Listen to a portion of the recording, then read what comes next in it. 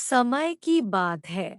एक छोटे से गांव में राम और सीता नाम के कपल रहते थे। उनका एक अर्जुन नाम का बेटा था, जिसकी शादी रिया नाम की लड़की से हुई थी। राम और सीता कड़ी मेहनत करते थे और अपने बुढ़ापे के लिए पैसे बचाते। रिया बहुत लालची लड़की थी और हमेशा अपने लिए और चीजें चाहती थी।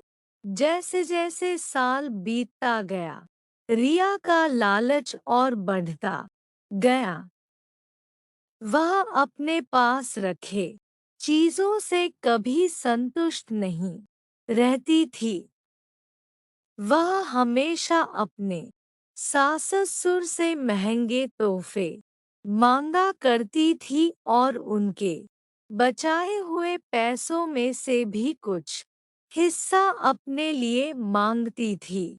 राम और सीता बहुत ही अच्छे पेरेंट्स थे, इसलिए उसकी सारी जरूरतों को पूरा करते थे ताकि परिवार में शांति बनी रहे।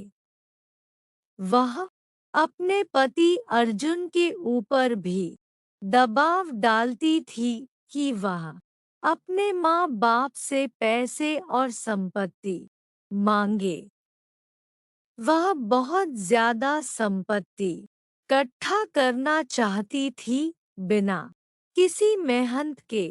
एक दिन राम और सीता ने यह फैसला लिया कि वह रिया को सबक सिखाएंगे। वह उसे बुलाते हैं और बोलते हैं कि बेटा, हमें तुमसे कुछ जरूरी बातें करनी है। हमने यह फैसला लिया है कि हम अपनी जायदाद का कुछ हिस्सा अपने बच्चों में बांटेंगे और उसका कुछ हिस्सा तुम्हें भी देना चाहते हैं। रिया खुशी से झूम उठती है, क्योंकि वह हमेशा से यही चाहती थी। लेकिन राम और सीता के मन में कुछ और ही चल रहा था। उन्होंने एक पत्थरों से भरा हुआ बैग उसे दे दिया और बोला, बेटी, यह तुम्हारे हिस्से की संपत्ति है। रिया उस बैग को देखकर गुस्सा हो गई। उसने उस पत्थर से भरे हुए बैग को जमीन पर फेंका और जोर से चिल्लाते हुए बोली कि मेरी मजाक उड़ाने की तुम्हारी हिम्मत कैसे हुई? मुझे पैसे चाहिए, ये पत्थर नहीं। राम और सीता ने शांत तरीके से उसे समझाया और बोले, रिया, सच्ची संपत्ति सिर्फ पैसे और चीजों के बारे में नहीं है।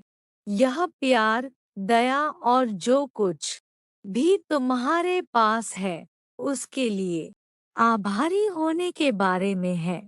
हमने हमेशा तुमसे प्यार किया है और तुम्हारी देखभाल की है, और यह पैसों से भी अधिक कीमती है।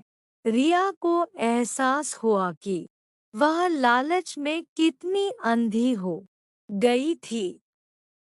उसको अपने किए गए बर्ताव के लिए पछतावा होने लगता है। उसने अपने सास और ससुर से माफी मांगी और अपने तरीके बदलने का वादा किया। उस दिन के बाद से उसमें बदलाव आया और वह एक अच्छी बहू बन गई।